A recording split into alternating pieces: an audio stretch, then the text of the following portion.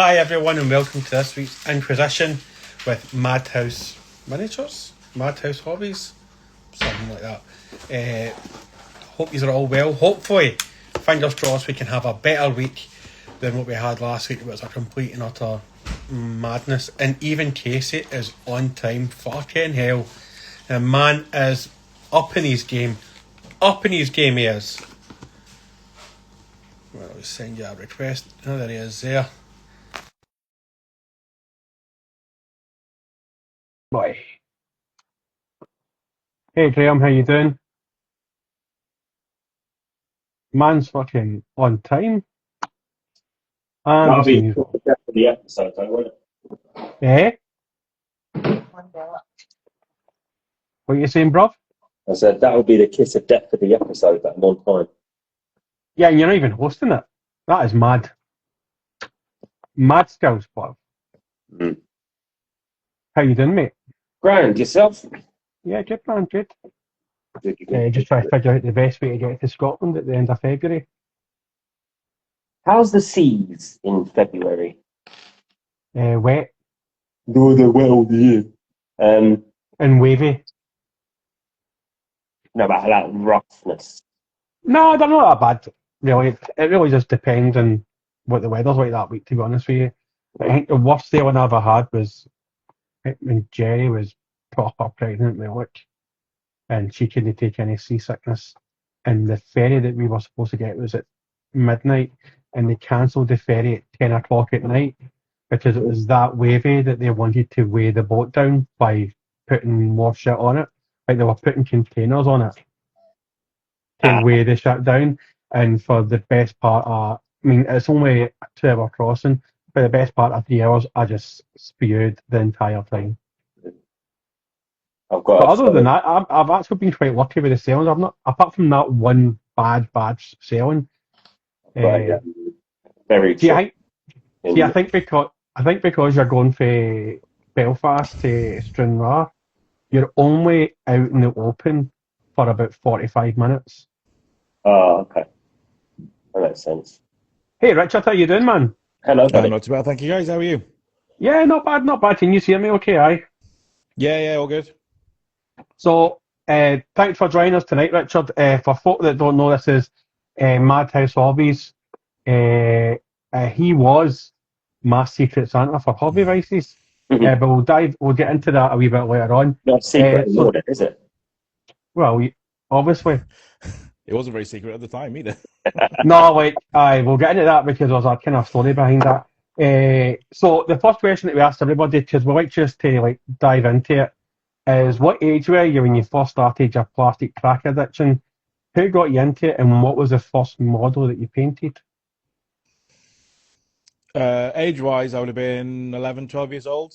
So I got into it when the Lord of the Rings first came in cinemas and they brought out the Middle-earth strategy battle game. So I got into it through the magazines, like probably a lot of people my age did. And then my brother, who's 9 years older than me, he actually collected 40k when he was in school. Okay. And he started off with, I think it was like second edition Eldar or something like that, second or third edition. And I ended up inheriting all of his 40k stuff because he wasn't into it anymore. So I got a reasonable collection quite quickly. And did he get back into it then, or is he still not into it? No?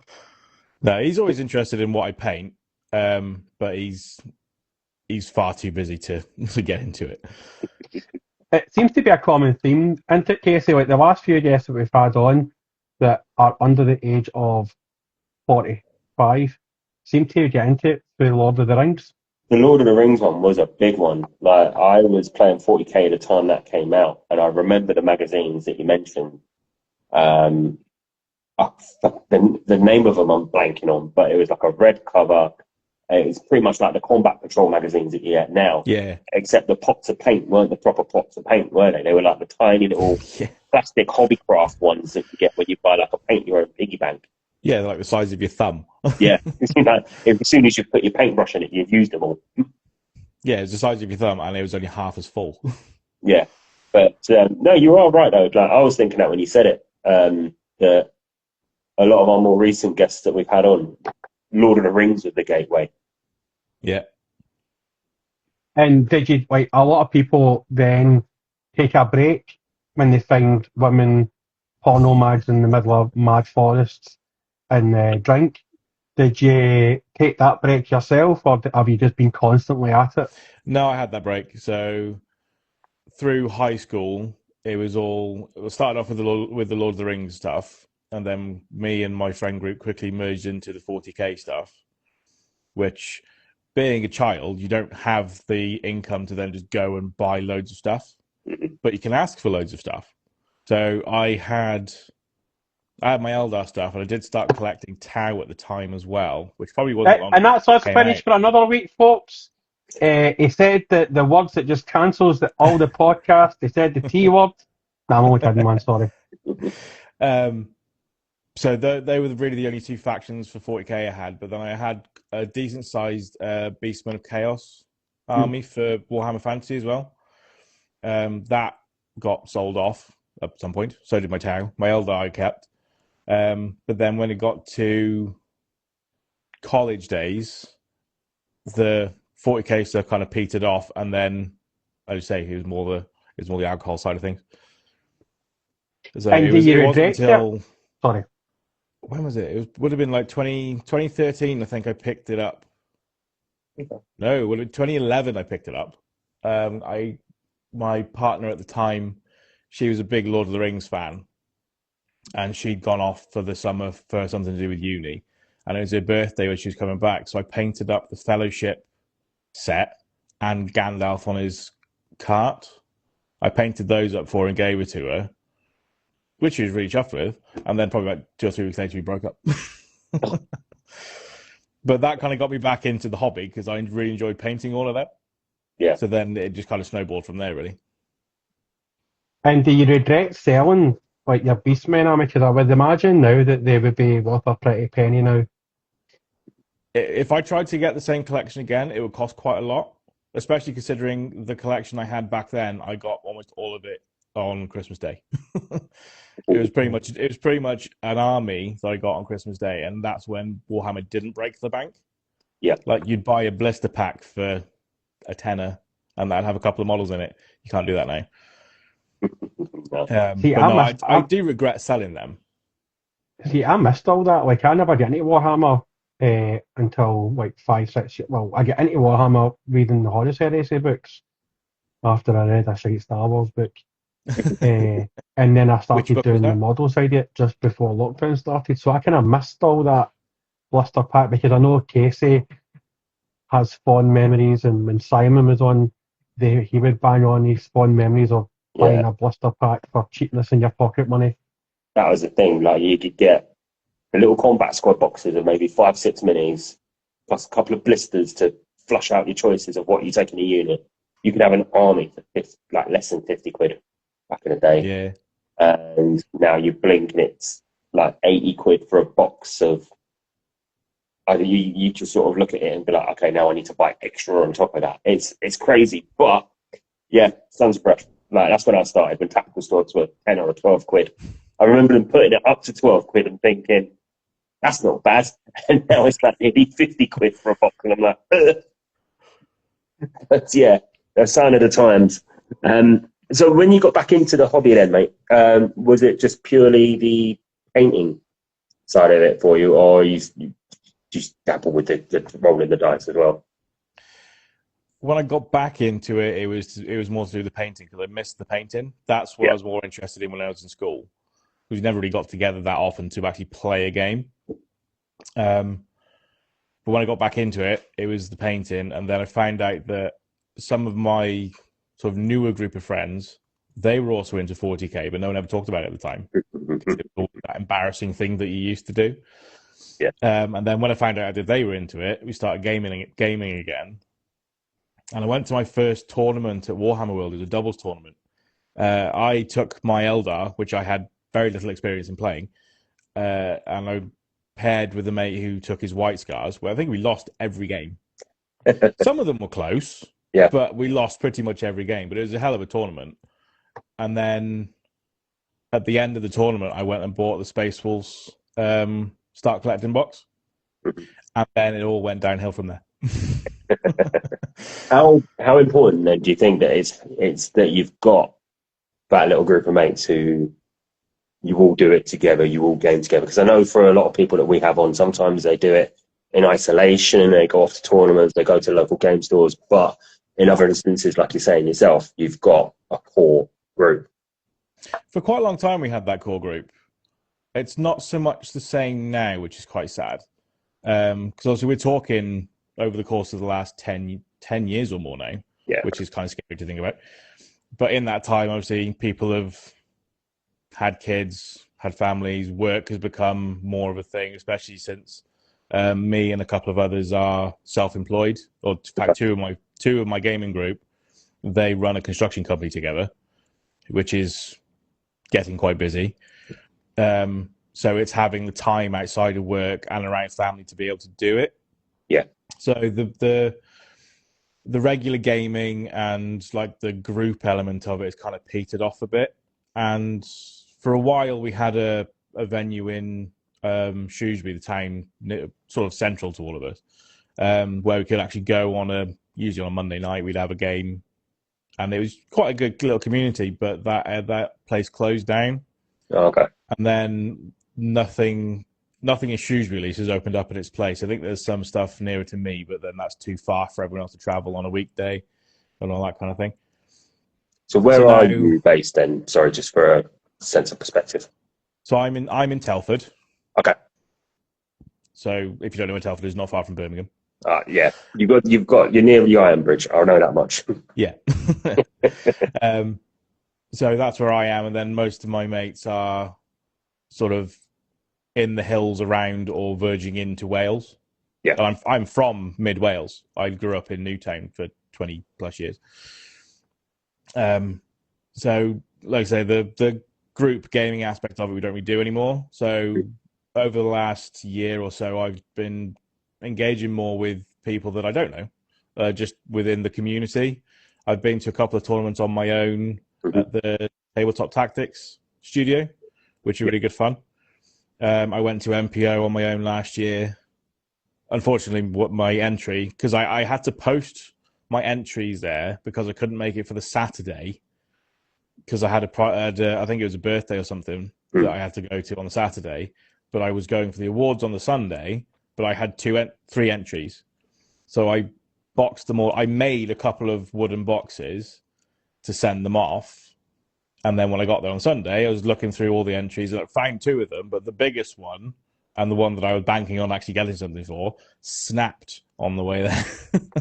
So they couldn't judge it. Oh, mate. Which was quite good. Yeah, that's got to be a bit of an arse ache. Don't trust the Royal Mail. That's the only thing I think we can all learn from this. Well, I think if anybody has any qualms about trusting the Royal Mail, I think they really need to look at 41st Millennium Dave, who sent his Secret Santa to Austria, but Royal Mail sent it to Australia 3 times. Oh. Yeah, it's been backwards and forwards from Australia since December, and yeah, so at least you got yours. So, yeah, I got mine. Some poor bloke in Austria sitting there thinking, where is it? Yeah, I mean, it kind of dials back to that bit in Dumb and Dumber where the lassie goes, "Oh, where are you from?" And she goes, "Australia." Goes, "G'day, mate." Yep, exactly that. It'll be the most well-travelled hobby races gift this year. It'll get to the next hobby races. Yeah. Well, then they just have 2 to open, won't he? Yeah. So, we'll just since we've mentioned it, we might as well just touch it in hobby races. Was this your first year doing hobby races? Yeah. And it took quite a bit of effort to get in on it as well. Yeah, this is like my 4th or 5th year. I mean, it's a great thing, and we'd actually connected through Discord, through the Hobby Races Discord, and because we weren't in the first wave of picks for some reason, it turned out that the system had barred me because I sent my gift 2 years ago, like a wee bit late. Like I never sent my gift in 2023 until February of 2024, and it was actually going to Australia, which was quite funny. So Easter the rice. system actually barred me for this year instead of barring me for 2025. But me and Richard had actually started chatting to each other, like and DMing each other. Richard slid into my DMs, and we decided that. Well, I'd floated the idea that if we didn't get a hobby vices person this year, that we would do each other in a non-sexual way, obviously. And then we both got our matches. I think it was a Thursday we got our matches. And the way you said, I went, oh, I've got mine. It's an interesting one.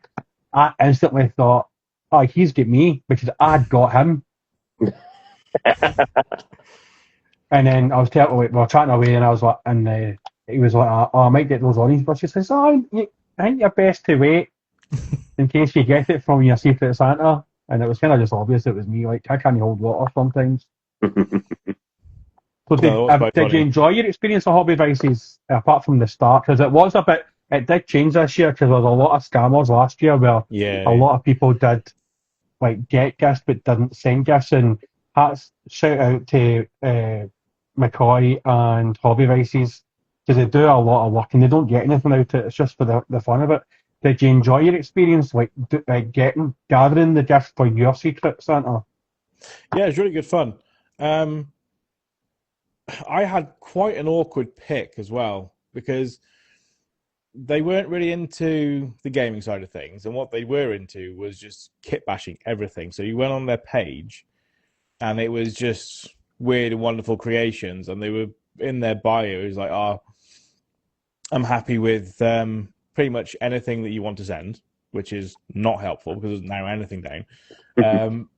And then you're trying to think of something that they could sort of make something else out of, but you look through the game systems that they chose, half the stuff was out of stock, which didn't help, and all the really interesting kits were too expensive, or just a bit like overly expensive for what they were.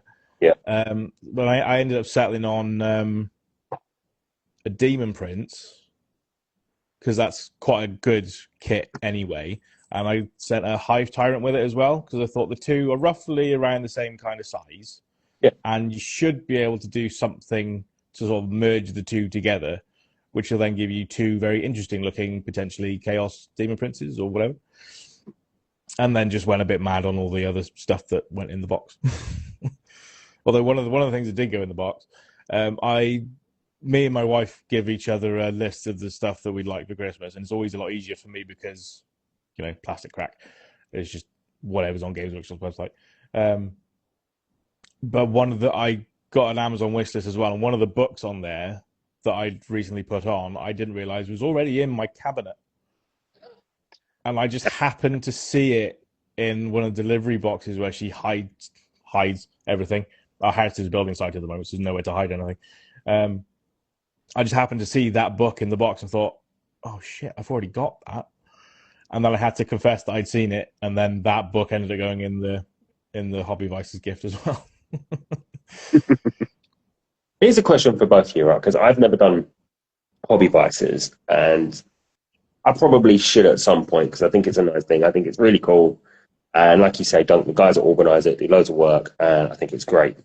When you get your pick and you're obviously looking through what they've suggested they might like, and you're looking through their profiles and stuff, how do you approach the pair of you going out and buying this stuff? Is it just a case of, I'll just go down to the local shop, I'll go to the Games Workshop, or do you just sit there and think, right, let's hunt around on eBay, let's pick up the sprues of what they're after, rather than going and getting the actual bits, like the actual release boxes? Because I see some people where they're happy with, here's a couple of sprues I've got, here's some sweets they've sent me.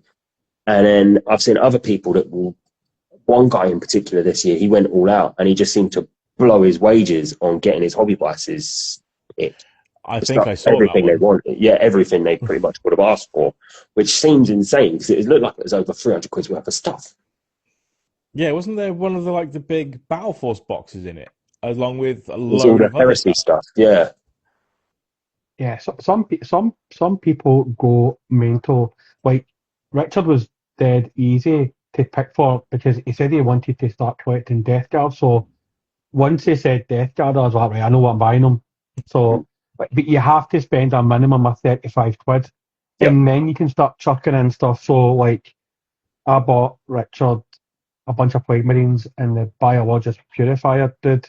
Mhm. Is that right? But I also sent him a Lord of Contagion as well, which I kind of regret sending him now because my other Lord of Contagion fell off the roof of my car and died. And the day I actually went to send your gift, I was going to play Warhammer at the same time, and I'd put my Lord of Contagion on top of my roof because I forgot to, I was proxying him for something else, and I never put him in my box, and I forgot I'd put him on my roof till I was halfway to Lifford, and I was like, ah, fuck, that guy's on the top of my roof. I really hope the magnet's strong enough to stick to the roof of my car. I hadn't. But like Richard, I mean, I think when I do it, I'm in it for the treats. Like I like to like get the treats from other countries, and hopefully one day somebody will buy me my Warlord Titan that I keep asking for.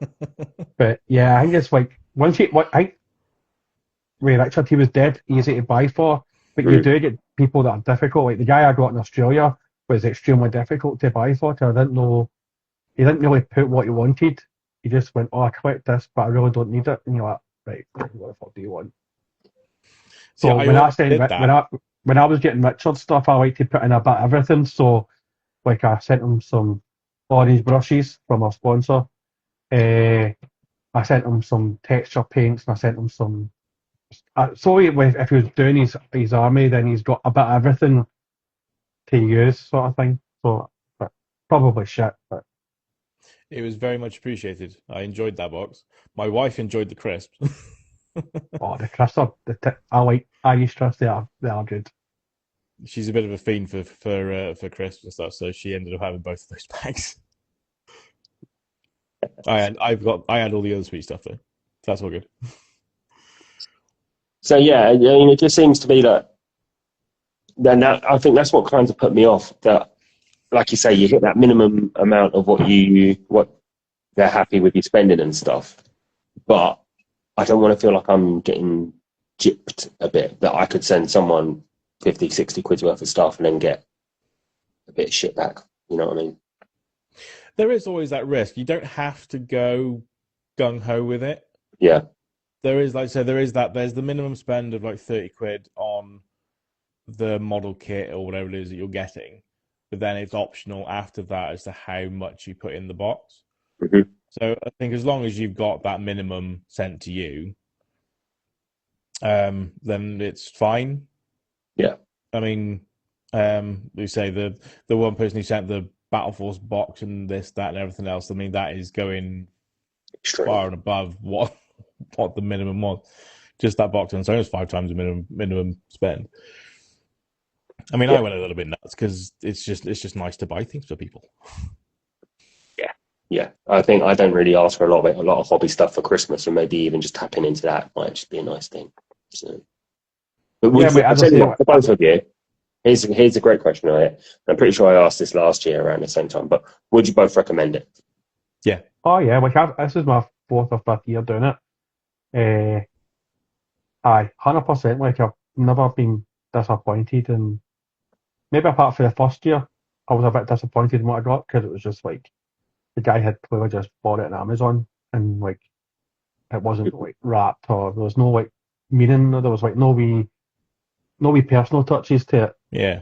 But other than that, like I have, it's a good laugh, like because you don't know who you're getting, and I was convinced that Richard had me, even up to the point where when he was posting what he was putting up, I was like, because I'm so paranoid that when people send it to Ireland, they get hit with a customs charge. Because that happened to me a couple of years ago. So I was DMing Richard saying, look, if you are my Secret Santa, don't put on that it's worth like 50, 60 quid, because I'll end up having to pay 20 quid in customs charges. He's like, dude, it's not you. And I was like, are you sure? I see a Demon Prince there. And he's like, yeah, it's definitely not you. And it wasn't. It wasn't him. And then you were very disappointed because you didn't get that Demon Prince. Yeah, no. Another Demon Prince to ruin, like the other one I've half done somewhere. But yeah, I mean, I would definitely recommend people doing it. Because I think they were, I think Black Hat Minis vouched for you, Richard. Would have been right in saying that to get you Yeah. in this year. I think they were doing a vouching system for people this year. Oh, that makes Uh, sense. It's a little bit of a little vetting almost, isn't it? Because then if Mm. you vouch for someone who then welches on everything, then they hold you sort of semi-responsible too. Makes yeah, sense. because I think they do a kind of wee whip around as well, where you can send money to like a PayPal or something. So if people don't get things, then they'll then send them stuff Yeah. out with the wee kind of community fundraiser bit they do as well. But yeah, I mean, it just grows year on year. I think last year was their biggest year, but they had a lot of people not send stuff out. Yeah, there wasn't quite as many involved this year. I think they did try and keep the numbers a little bit low, but it was still nearly around about 400 people, which is And quite a for lot two for guys, 6%. and for two guys to do it, like one's based in America, and I think McCoy's based in England. For two guys just to take that on, and they It's amazing. did change some things where I think they kept the Americans within America because of tariffs, Mm. and I think like so I think they kind of kept it regional, so like European people were just kept for Europe as well. Well, you could choose, couldn't you? Yeah, I'm not doing worldwide again. That was a farce. Yeah, I stuck to UK. It was Yeah. easier. Cool. But just a shout out to our sponsors, if we have mentioned them, Orange Brushes. If you put Inquisition, you get 10% off, and it's free shipping within the UK as well. Good quality brushes. They're a great bunch of lads as well. We've had Yep. them on a few times. So if you ever need new brushes, people jump on Orange Brushes. Give them a follow as well. Let them grow as well. So Casey, Yeah. So obviously we talked hobby vices. We talked about how you got into it. What is it that you're working on at the moment, then, mate? Um, this guy. Oh, very pretty. That's cool. So this has been back and forth to my painting desk 3 or 4 times now. Hmm. I spent a very, very long time trying to work on the body, just because I didn't want to do it in the metallic scheme, because I'm not a massive fan of metallic paint. Okay. I prefer trying to do it as more non-metallic, which is far more of a faff. But with this, I've actually found it quite enjoyable. And I've watched a couple of the Squidmar guys, their tutorials on painting skin and stuff like that, Yeah. because I find they're very helpful with that kind of thing. Especially where they're describing how best to paint like muscle groups and all that kind of thing, and not just leaving them as like islands as they tend to call them, because they wouldn't actually have a shadow all the way around, Yeah. and that kind of thing. So they do a very good job of teaching you how to paint like natural shapes and stuff. That's an But interesting way of putting it. I never even thought of it like that because I don't usually paint skin, as it were. Anyway, I hate skin. I just slap it in armor. I haven't got to worry about it. But it's a good way of thinking about it.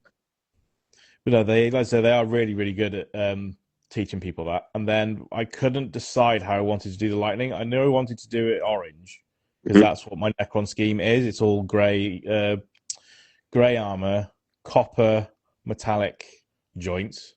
Yep. He says as he doesn't like painting metallic colors. And then all the glowy bits I wanted to do as orange. Yeah. But I find orange is a really hard one to actually get looking really vibrant. Like green Yeah. is fine, blue is fine, red is generally fine, although you can go a bit too pink with it. But orange, for some reason, I just could not find a good saturated orange color to use. So yeah, it's taken a bit of experimentation on it, but I think I'm moving forwards with it now. I'm gonna agree with you on that with orange because I did a Gene Stealer Colts kill team donkeys ago, and I did them. I wanted them to look like they were workmen. What's the best color for workmen? Orange high vis. It's that or bright fluorescent yellow.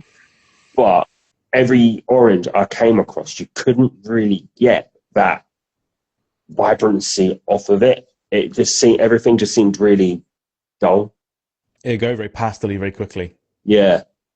So that's it's good to know that somebody else has had that struggle with orange. Brilliant. So what is it about Necrons that's got you collecting them at the moment? And are you looking forward to the 500 worlds?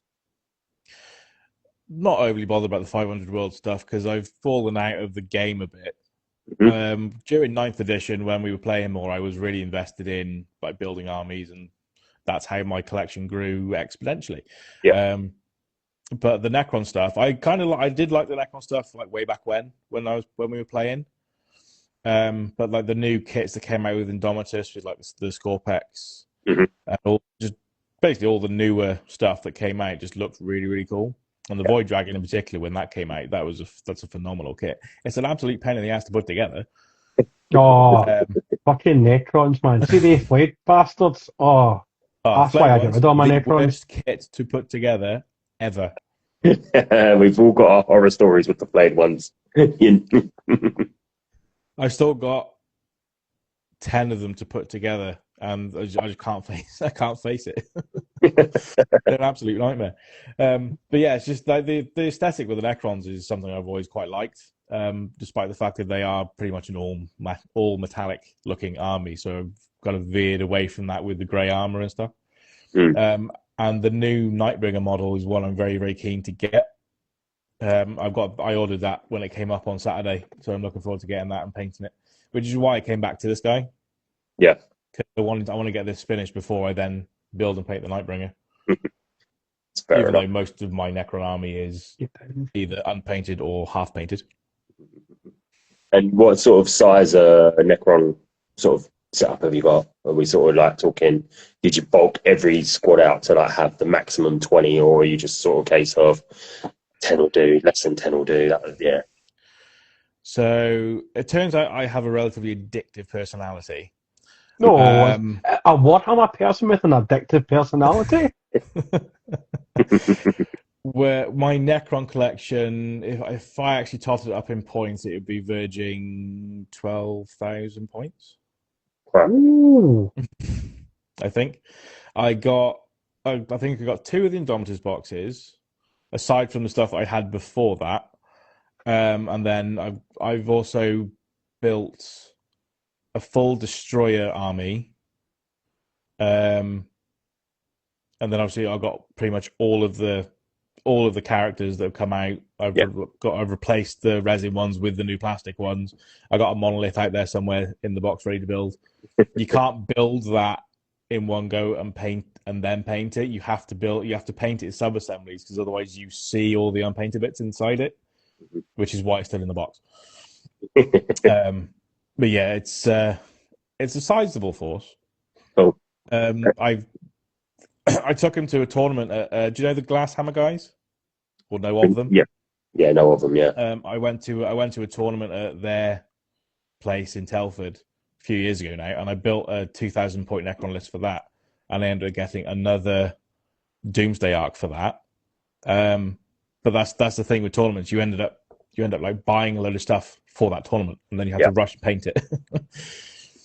Yeah, it seems to be a common thing. I built a destroyer list for that tournament as well, but you just couldn't play it in 9th edition because Necrons were shit in 9th edition.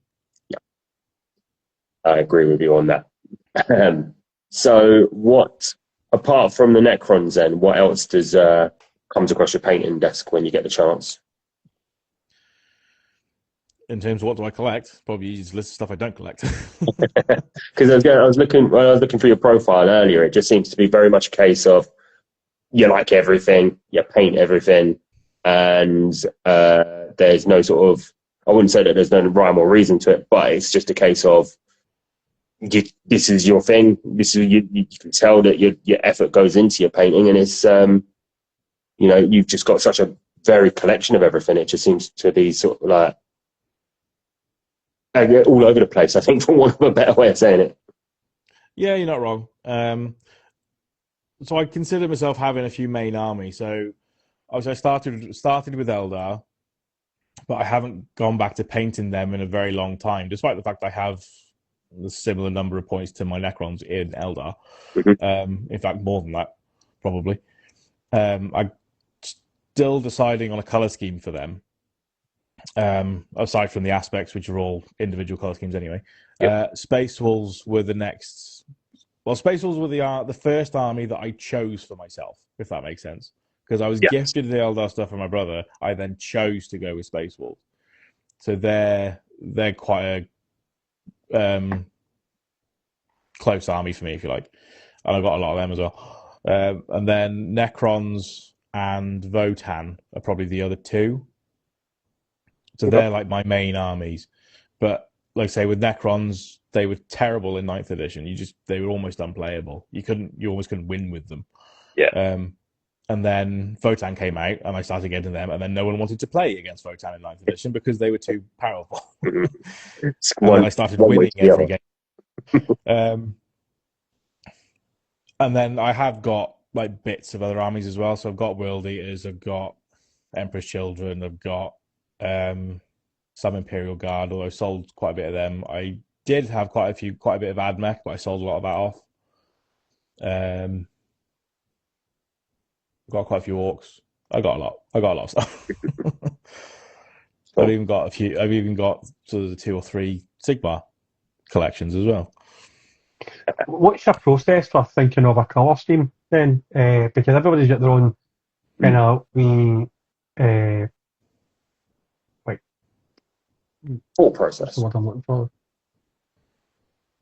Everybody's got their own wee kind of technique of looking up. What's yours? Sorry. I tend to get really inspired by other people's work. So one of the painters that I really aspire to be like is Fletcher from Tabletop Tactics. I really, really like his painting style. And although I'm not following his color schemes, I try and paint in a similar way, although I don't use all the oil washes and stuff that he does. Yeah. But I like the kind of sketchy style that he has. So I try and emulate that a little bit. That's what I'm trying to do with my Votan anyway. In terms of how I actually decide on a color scheme, it varies, to be honest. I can't remember how I came up with the Votan one, because that's orange cloth and like a teal armor.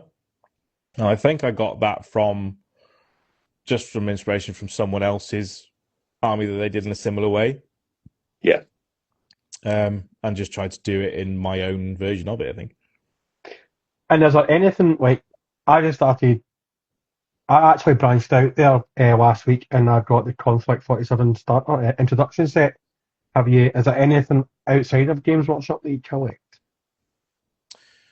Not currently. I mean, I've got one Infinity model that I thought looked quite cool, and that's literally just 2 big pieces of resin that just fit together. It's like a big tripod spidery thingy. What else? I got the War of the Rohirrim box, and I've got the Fellowship again, so I can paint them again. Other than that, there's nothing. Well, I picked up some Ravaged Star stuff, so from the mini wargaming guide. So I picked up a couple of small boxes of Ravaged Star stuff when I was at Games Expo last year. Okay. So that's more just to try and I wanted to see what they like to paint, because they come as just the model. There's nothing to build. The model's already assembled in the box. What's that like? Did that take away a wee bit of the fun of collecting the models, or do you prefer that? Honestly, with the number of models I've got to build, I don't mind having some that I don't need to build. My backlog is at such a point. I have a list on my phone of all of the minis that I've got in my backlog to build, and it's to the tune of 800 and something. And I take my modelist stuff to work with me, because I've got a workshop at my mum and dad's place in mid Wales. So I take my modelist stuff with me there, and I'll start building a model while I'm having my lunch, just as a way of like working through my backlog a bit. Yeah. And it kind of works. I getting through it more by selling more of it, to be honest. But no, I think having some that you don't have to build is fine. If you've got like a very large collection. If building is your thing, then obviously you don't want something that you don't have to build. For me, I prefer painting over building. Okay. So here's something that we always ask, and obviously while we're on the topic of painting and building and the physical hobbying itself, are you through and through a Citadel paints person, or do you just sort of look at that and think, from where you've started to where you are now, you sort of branched out into other ranges, you dabble in all products, or you have a specific favourite paint to use? I kind of dabble, to be honest. Most of my collection is Citadel paints because that's just what I started using, Yep. and they don't tend to run out that quickly. I mean, they dry up quite quickly. I need to get a new yellow because my yellow has just gone in a big clump at the bottom of the flipping pot. But I've got some Vallejo stuff. I got a couple of the Scale 75 painting sets that they put together. That's a bit hit and miss. It doesn't taste very nice, I can tell you that much. You don't want to be licking your brush when you're using Scale 75 paint. It tastes horrible. Yeah, I've got some Vallejo. I've got some Scale 75. I've got some Army Painter metallics, which you got to admit they aren't great. But I think they were from like the first wave of Army Painter. I think. Oh yeah. Which they've since improved on the recipes and stuff for the second wave, I believe. But I haven't really had to buy any others at the moment because all of my color schemes come from the Citadel paint range at the moment. Yeah. But I have to say, after watching the Paint Perspective podcast from Siege, I did get some ice yellow that they recommended, and that is very, very useful, to be honest. So if you have anything like ice yellow or similar to that, that's really good for mixing highlights in pretty much any color. Is that the Vallejo one? Yeah. Cool. So I mean, as a like, I know that there's certain people like certain whites. I think you're a big fan of what white are you a big fan of, Casey? Oh, the Pro Acryl Bold Titanium white. Is there any like range or any colour that's and not a Citadel colour that you prefer using over a Citadel colour? That's a good one because you know what? It's only through experimenting sometimes. Like what's one of the ones I swear, but apart from the white, I'd say Citadel. Some of the what kind of range is it? The yellows historically were always trash, so you'd never buy a Citadel yellow. They've obviously gotten a bit better over the years, but sometimes when you dabble, you find that something that just covers it a little bit better. Yeah, I've heard a lot of people prefer the Pro Acryl white, to be fair. I haven't come across one that's great, but then I've never tried that one. Oh, you weren't telling me to get down. Oh, sorry. Sorry, my dog just fucking needs out. Oh, 2 seconds. Couldn't resist that. I heard him shout, "Get down!" I was like, "Okay, let's go for it." Yeah, and there you go. Even AL Painting in the chat saying he hasn't found a white that he doesn't find far too chalky. And I think that's the other thing, isn't it? Like you say about colours drying out, and sometimes they just how they come out of the pot isn't what you were sort of hoping or expecting for. No, I mean, I've bought potter paint from Games Workshop before now where I've opened it up and it's been just a clump of pigment surrounded by white coloured liquid or whatever. Yeah. And it takes a bit of mixing up to get back to actually something usable. It's always a bit. Was it the running joke about pallid witch flesh being pallid witch chalk or? Yeah. I love. Paint I've ever used. No, I love Rakoff flesh for like a grey browny flesh colour, but if you haven't used it, it just separates out, and you open it up and it just looks like a little pot of vomit. So nice. Yeah, it is a weird one. And I tell you what, actually, it should pop to mind when you're saying about getting minis that are pre-built. I bought the Halo Flashpoint set the other week for myself after I got a batch for Christmas. I was like, you know what, I'm going to do it. And everything in that's pre-made, pre-built. When I opened it up, it was like, oh, okay. Can't get the brush in between the gun and the body properly now. It's like all those little sub-assembly things that we sort of complain about and take for granted sometimes. When you see other ranges, you're just like, oh, I wish I could just take the gun off. Yeah, that's the one downside to having things pre-built is accessibility when you're painting. I know a lot of people say if you can't get there with a brush, then you're probably not going to see it anyway, but that's not always the case. Yeah. Not the way I paint. You're definitely going to see it. So, do you do a lot of sub-assembly? I am a sub-assembly guy just because I have terrible eyes And I think that if I can focus on one part as opposed to the whole thing, it just helps me out a bit better. And also, I'm less likely to smear paint on something I didn't want to get it on to begin with. So it's just a bit of a. They're very helpful. I did get a set, and I did try them on the other day, and I looked a bit goofy. So I've got to just get used to them, I think. But what about yourself, Dunk? Do you break your models up into bits, or you just stick it all together and slap it on?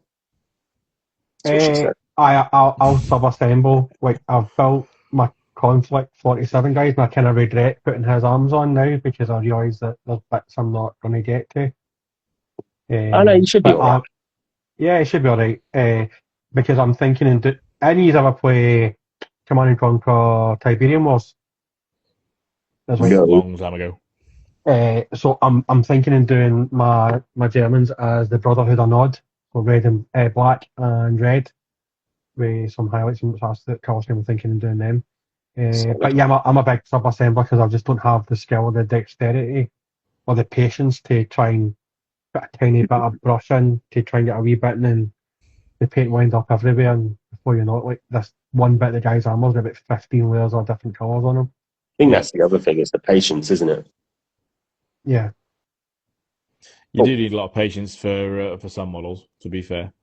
Whenever I show in like friends and family the models that I've been painting, they just go, "Oh, you must be really patient if you're painting all of that. I mean, that's tiny." If only you knew. None of us are patient. We just get angry and rush from it. No, to be fair, I can't say I get angry with my painting. I find it very therapeutic. It's my way of winding down. Now, building, I get angry with building. Well, that's because you're building flayed ones, and they get those wee nice fingers that end up in between your fingernails. It's like some sort of Japanese torture. Yeah, you're not wrong. To be fair, you're not wrong. Now that brings me on to the wee kind of mid interval segment that we like to. We've warmed up with some Warhammer questions and some Citadel questions. Now we're going to find the real Richard, the real man behind He's the mask. There somewhere. Yeah. No. So when you're sitting down having a nice wee chillax on Saturday afternoon or Saturday evening, what would be your crisp of choice if you're having a wee treat to yourself? Anything prawn cocktail, usually Pringles. Wow. Cocktail. I think you're maybe the second person we've ever had on in 2 years that said prawn cocktail. I don't really eat crisp, but if I'm going to have crisp, then it'll be prawn cocktail. Usually Walkers or Pringles. It's my favourite flavour. Oh. I do like a prawn cocktail crisp. I do like the McCoy's King prawn ones. They're good. I find all McCoy's crisps just salty. Mm. But then I haven't got a sense of smell, so that affects my sense of taste. So I can't pick out individual flavors as easy as everyone else. So if like most crisp flavors to me, unless it's like prawn cocktail, salt and vinegar, they just taste the same. They are just salty. So how does that then?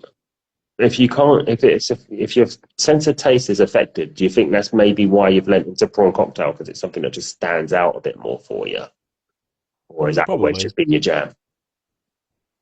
No, it's probably more because I can taste more of it, or just taste different. Yeah. Like my sister-in-law doesn't have a sense of smell, and she's deaf in one ear, and she only found out that she couldn't smell when she was 14 because somebody asked her to like smell perfume. When did you discover that you couldn't? You had no sense of smell. Younger than that, I think. I mean, if I really think back of how I'd react when people would ask me that question, it would always be like, say, like you're on school buses and someone goes, "Who farted?" kind of thing, and you go, "I don't know, I can't actually smell anything." Oh, that's got to be weird then, because if you have a fart, you don't know what your own aroma is. No. Yeah, and put it this way as well. You've got kids, Richard. Yeah. Right? We've all had kids. Well, not physically had them, but we've been in the presence of children when they've done a really, really shitty nappy. Oh, They're the best people to change shitty nappies, so they can't smell them, so they can't gag on them. actually, you must have been dad of the year, just going in, just changing everything. No. So with my son, it was probably more that, because if he'd done like a Poonami kind of level, then my wife would be like, "Here you go." Yep. But when my daughter was born, we were partway through extending the house, and I'm a builder, and I'm the one doing the work, so I don't really have that many weekends where I'm not doing something like that, where I'm like working on house, or if I'm not working on houses because we're going out somewhere. So bless her, my wife has kind of been lumbered with the with all of that child rearing to do. Yeah.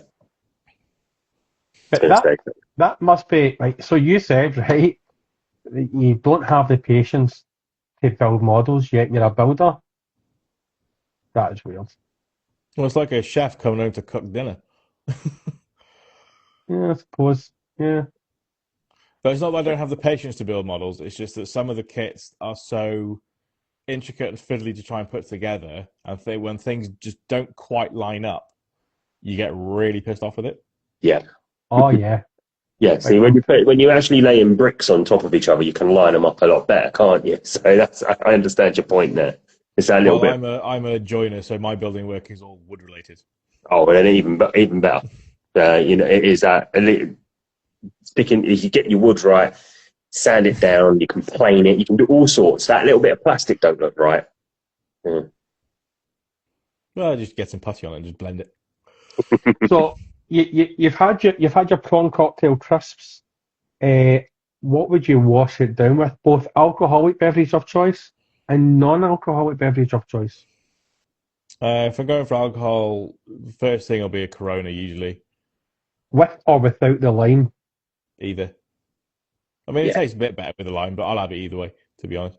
But if you go in for spirits, I'm a whiskey man. What would Kraken? Oh, Kraken! Like when I used to drink, I loved the Kraken. Like that is probably one of the best dark runs out there. But what would be your whiskey of choice? Because there's not often we have whiskey people on. Probably my favourite whiskey that I've come across is Dalwhinnie. Mm-hmm. It's a very nice whiskey, to be fair. Second would probably be Oban.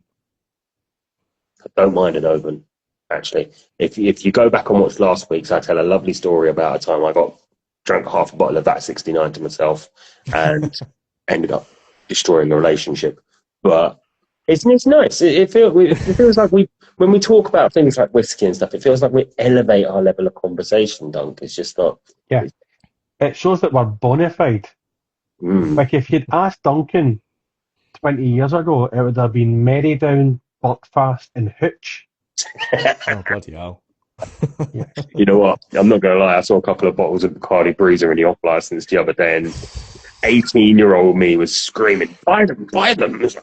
No. They were definitely knicker offers. Like they would definitely get somebody's knickers down. Couple of Bacardi Breezers, like old Perry Jerry. Because my wife's diabetic, she was loving the time when they came out with the sugar-free Bacardi Breezers. That was good. That was a fun 6 months.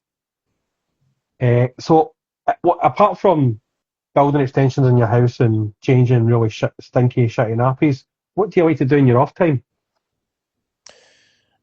Off time would be nice. So, my hobby time is usually after my wife has gone to bed around 9 o'clock.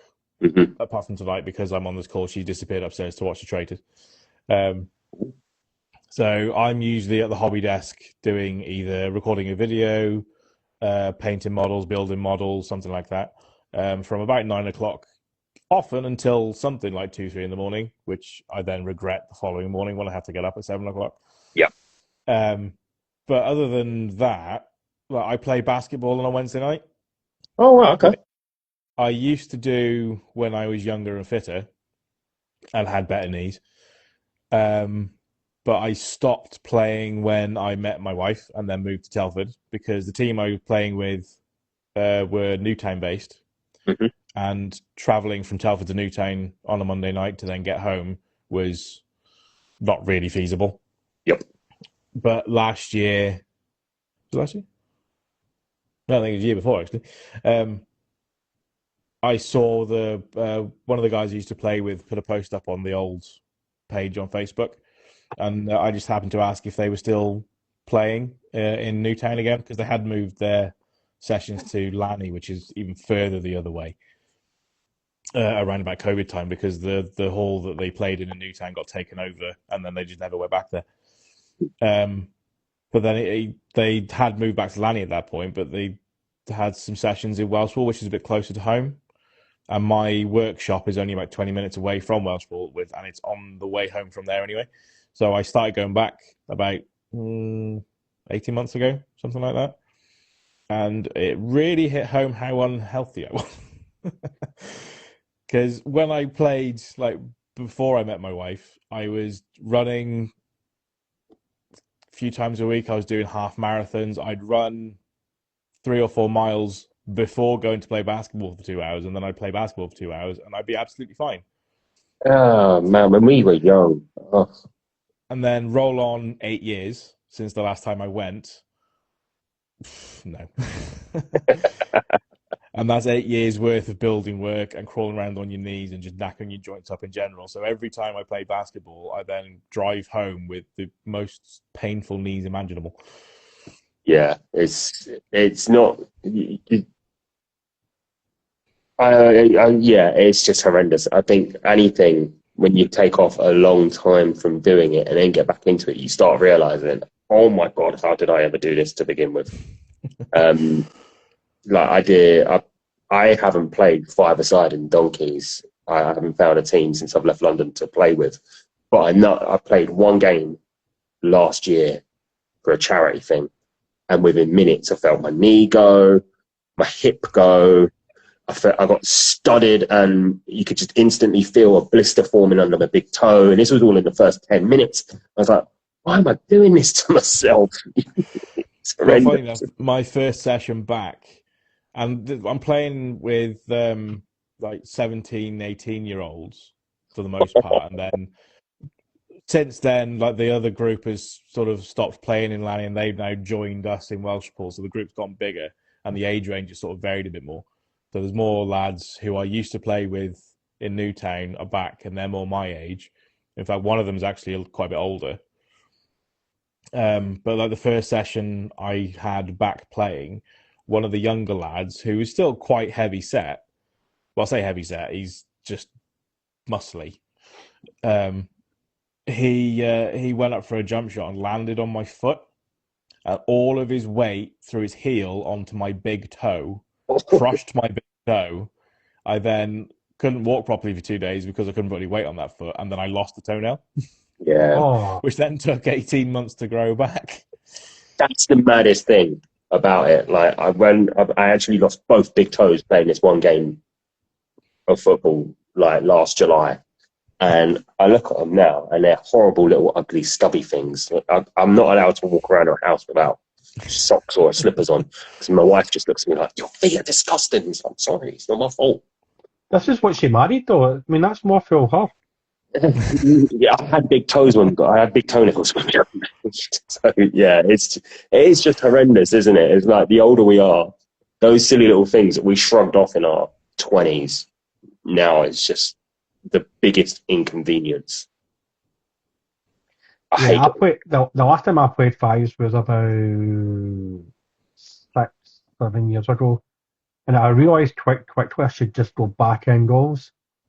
But I realised, so I was I actually prefer being in goals, but I thought I'd try and one out, and I think I lasted like 2 minutes. But I was playing it, and this was what put me off. I was playing against this bunch of guys, and one of them just kept smashing it from about 2 yards out. Oh yeah, that's just prick move. And I had the biggest bruise in the inside of my thigh for about 3 weeks, and that just put me off playing. I'm like, what is the point in just what, dude? Look at, I mean, this is when I was like 20 odd stone, and I was like, I says, look, dude, look at the size of me. it would take me about 4 years to actually move to try and dive for the ball. It just had it round me. It was just so insistent and just smashing it One right of my at mates, me. yeah, one of my mates is about the same size as you, Don, and he says whenever he comes across an arsehole playing football, the first thing he says to him, "We've all got work tomorrow, mate. Come on." And this is a good follow-up question where you're saying you're playing basketball, because like when you see basketball on TV, it's obviously the NBA. You don't really see. I've maybe seen one or two games of the English leagues, but not really paid attention to it. So when you're playing it at like a local community level, do you still get the dicks that you might find playing other sports coming in and just being too physical, too aggressive, taking it too seriously? Or is it just because you've got, like you say, your groups all come together and everyone's just a bit more chilled with it? To be fair, the group that we're playing with at the minute, we're all pretty chilled out with it. No one's ever say that. One of the younger lads does get a bit too invested in it, but he's not big enough to get really physical with everyone because he's quite skinny. But he just gets really pissed off with himself, basically. Okay. He doesn't get too pissed off with everyone else and start shouting at everyone. He gets really angry and just sort of makes loud noises and just swears when he misses his basket. And then when it comes to the end of the session, he just goes off in a huff. But other than that, like the group of lads we're playing with are generally quite chilled out. Like everyone knows it's just a bit of fun. We start the session by doing some drills, and we don't really go into, because it depends on how many of us are actually there, because sometimes we don't actually have enough to do a proper 5v5. Yep. So we'll sometimes do like 3v3 with a rotating sub. So if you score, whoever is guarding you goes off and sub comes in, and that's usually very quick rotations with the sub because you score a lot in basketball. Usually. But no, it's a really good atmosphere, to be fair. Everyone is pretty chilled out. Everyone's very friendly. No one's taking it overly seriously. You do get injuries every now and again. The first session back, crushed toe. When I used to play, my thumb, and this still hurts to this day. Well, don't do it then. Bloody hell. Well, no, I'm not going to bend it back now. But when I was playing in Newtown, one of the lads I was playing with shoved the ball into my hand, but I wasn't expecting it. And as he did it, he bent my thumb round like that, and then it just kind of snapped back. So that hurt a lot. So I was just sort of like trying to sort of shrug it off a bit, and they did it again less than 10 minutes later, and the same bloody thumb.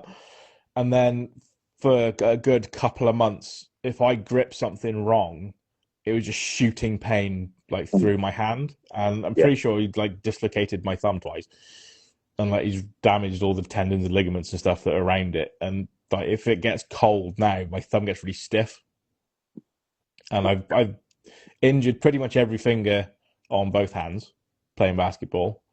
I've sprained one ankle twice, the other one once. The first time I thought I'd broken it because I landed as a almighty crunch coming from my foot. But this was all years ago. But the more recent injuries I've had since going back is usually just like elbows in places. Yeah. One of the lads that plays with us, when he goes up for a jump, he'll come back down and his elbows are coming first. So he's elbowed me in the eye. He got me on the wrist last week, which is still nicely bruised. And yeah, it's just like flying limbs generally. But I mean, basketball and football must be the only sports where you can actually like play it kind of relatively calmly and not go hell for leather, if that makes sense. Like you can have a bit of a fun game, bit of a mess about with your mates playing basketball and fives. You can't really do that with rugby because you have to be able to tackle properly. It depends if you're playing full contact or touch rugby, I suppose. Aye, but you know yourself, if you're playing touch rugby, it always ends up you end up getting shoved like that. Like I've never played touch rugby where it just doesn't end up in somebody getting. You've got to make sure that you're touching them. That's the point. Yeah. Where somebody getting absolutely shoved. One time in high school, we played full contact rugby on a bus park.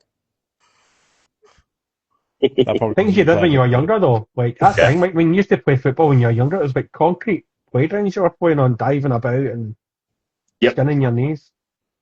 Again, it's like I said, it's just the daft stuff we all did when we were kids, isn't it? It's, you look at it now and like, I know for a fact if my son come home with ripped up trousers because he'd been playing football with a tennis ball in the playground, a little bit of me be proud, but at the same time, I've been livid because he's ripped his trousers to shit and I've got to go buy new ones. It's what happens when we get old. We go, as parents, our mindset changes, doesn't it? Yeah, 100%. It was also relatively more expensive than it was back then. Yeah. So I've got a random question for both of you, right? And when we started up the chat tonight, Dunk was obviously talking about ferries. I've got a trip coming up in a couple of weeks, which seems bizarre, and I will explain it in a moment. But I think just for another off-topic conversational point, I have to ask, what is the weirdest trip abroad or in the country that you've ever done?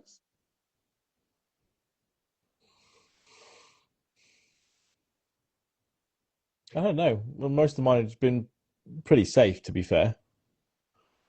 And you know what? You can chuck anything in, like crazy stag do's or just drinks away with mates or whatever. Just a random one. Even the stag do's I've been on have been pretty safe. I mean, they've been... I got married in 2020, like literally the week before the world shut down, so that was quite lucky. And my stag do was 2 weeks after my mate's stag do. So for my mate's stag do, we were up in York, and that was going to like an activity centre where it was like axe throwing, it was quad bikes, it was all that kind of stuff. And then it was out in York, and nothing really major or embarrassing or controversial happened. Everyone just got pretty drunk. And I somehow managed to remain relatively sober despite drinking quite a lot, and got back to the digs about 5 a.m. And then 2 weeks later, I got my stag do, which was in Liverpool, and we did an escape room, ghetto golf, which is interesting, if you've ever heard of that. So I think mini golf in a warehouse where it's all like neon lights and say themed.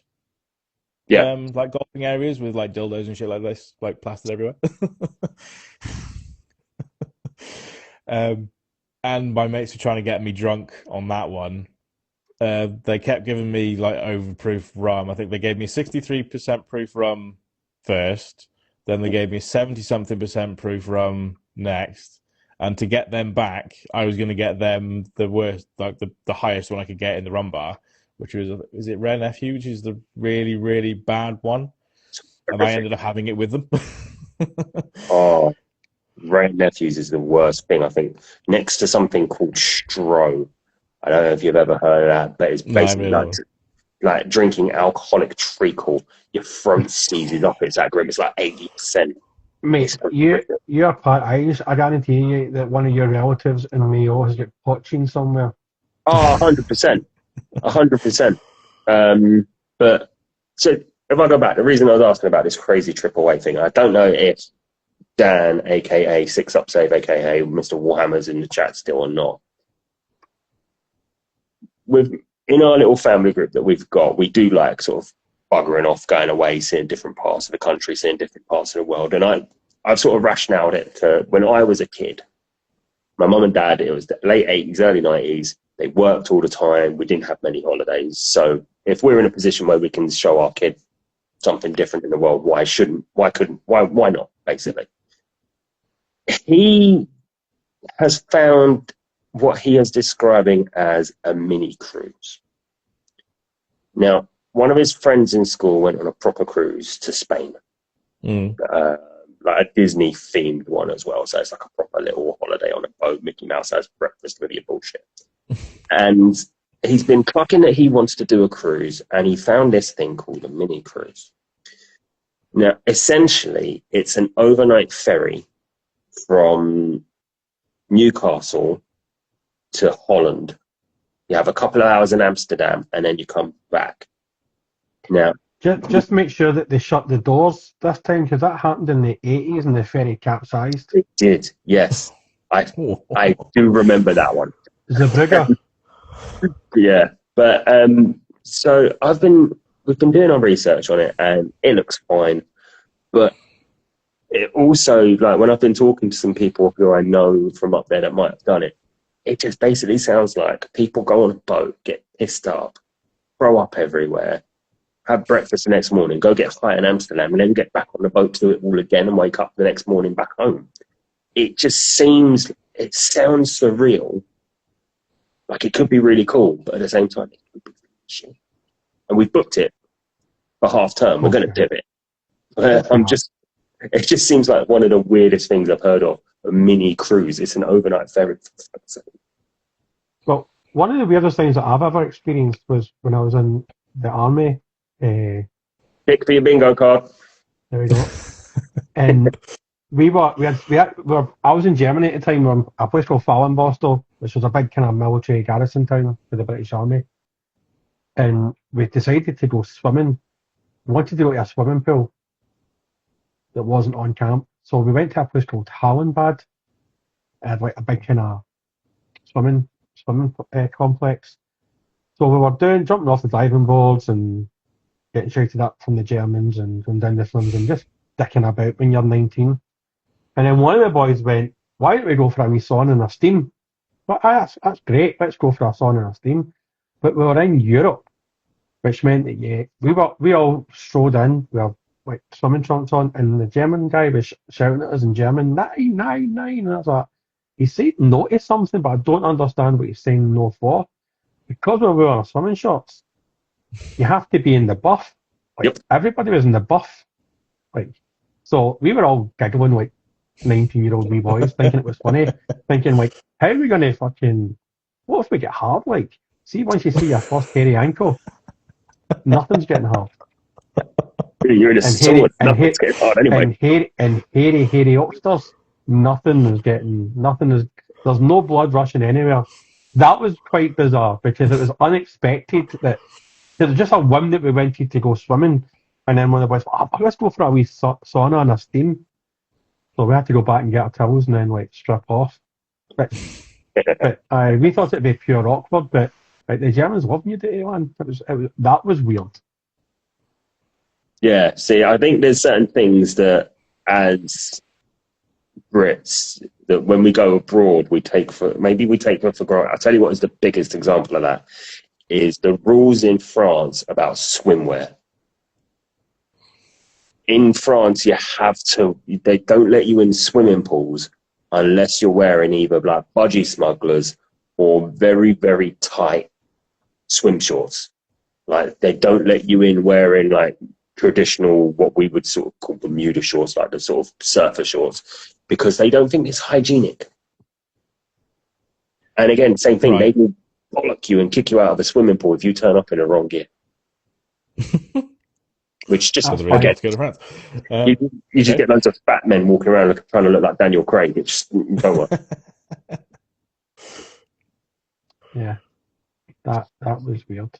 Like, I know a guy that in Ireland who married a Finnish lassie, and that he said that the first time, like, because every Finnish house more or less has a sauna, he says that was weird sitting with his mother-in-law in the buff. Yeah, that's definitely up there as the strangest thing in the world.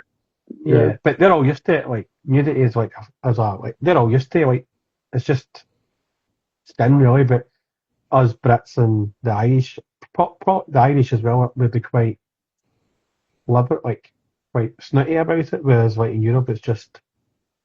Well, you've not asked your question yet, Graham. We need to wait to ask for you to ask the question before we can go back on the topic. So Graham has a question that he asks every week. And we're waiting for you to ask it so we can go back on to Warhammer, Graham. So ask a silly little question, and then we can continue asking about Warhammer. Or I'll tell more army stories about people being naked and doing things. Yeah. we have actually done that. I'll tell you what, while we wait for Graham's question, that is something that we have promised at some point we should do our Warhammer Army special podcast. Because obviously you are a great host for the concept of it having been in the services. We've had plenty of ex-services on there. So maybe that's something we should think about again this year.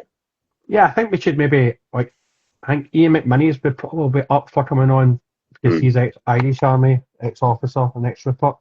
Once he has his wee baby, he might be able to come on. Yeah. But there's definitely a good few There we go. Casey, take it away. Okay. So Doug's pretending to be illiterate tonight, so I'll ask the question. So which Primarch, regardless of how dead or alive they may be, would you bring back? Me? Russ. Yes. Russ. Now, Why? we don't know if Because Russ he's is my dead favourite or Primarch. alive. We don't know if Russ is dead or alive. But sorry, I talked over you there. What is your reasoning for bringing Russ back? Just because he's my favourite Primarch. I'm a massive Space War fan, and I love Lehman Russ. I think his stories are really fun. One of the first Heresy books I read was his Primarch specific Heresy novel, which is really good. And it's basically him just basically saying that he's never lost a fight except for one or two instances, one of which was when he fought the Lion. And then it goes into the story of leading up to and then the fight with the Lion, and the only reason he lost was because he started pissing himself laughing halfway through because he found it so funny. And then the Lion just punches him in the face and goes nuts. See, that's always been one of my favourite bits of lore, is the contests between the Dark Angels and the Space Wolves up until they had that fight. And then I don't know if it's still a point of lore because I haven't read the Dark Angels or Space Wolves Codex, that anytime they fight alongside each other, after that's done, they have representatives of their chapters fight each other to sort of honour that duel, didn't they? Yeah. Was that brought up another time? I think it's still a thing, but it's never really been a major plot point. It's only really mentioned in the Heresy books, I think. Yeah, it was just always one of those ones that sort of stuck with me. So Graham's question leads me on to my question, which is stolen from Tabletop Tactics or Vanguard Tactics. What one's not the stripper one? Vanguard's the stripper one. Right, so Tabletop Tactics. This is a direct rip-off from Tabletop Tactics. Who would you have as a live-action Dead or Alive as Russ? That's a good question. Primarch specific is good.